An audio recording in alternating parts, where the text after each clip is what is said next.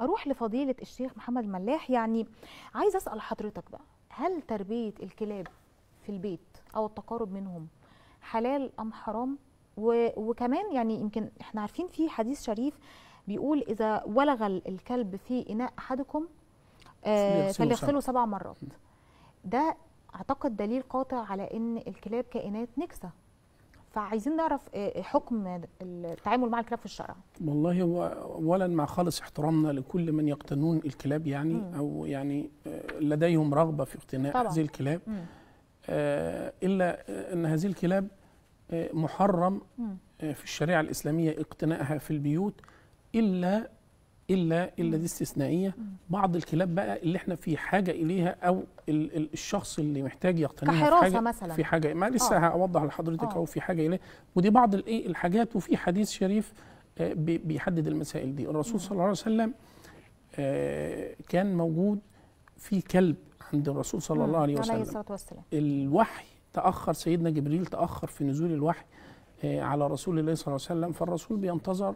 خرج الرسول خارج المنزل فوجد سيدنا جبريل ومن معه، فالرسول يقول له يعني لماذا تأخرت؟ قال انه فيه كلب داخل المنزل. هذا الكلب داخل المنزل، ووجود الكلب في المنزل نحن كملائكة لا ندخل منزلا فيه كلب او لا ندخل غرفة فيه كلب.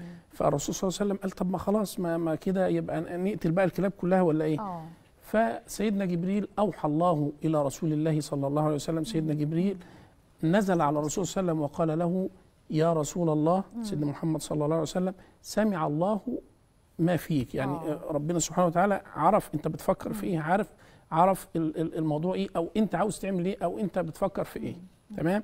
والله سبحانه وتعالى يقول لك ان هؤلاء هؤلاء خلق من خلق الله سبحانه وتعالى، وهم أمثالكم. ما هي بقى النقطة دي مصداقا لقول الله سبحانه وتعالى يعني وما من دابة في الأرض ولا طائر يطير بجناحيه إلا أمثالكم. لأن أمثالكم هم بعض جمعيات حقوق الحيوان، الانيمال رايتس طبعا، اللي كتبوا لي وبعتوا لي ان هم السلوجان ده دايما ماسكينه، انه الحيوانات او الكلاب بالتحديد امثالكم. هل ده بيجيز اذيه الحيوان؟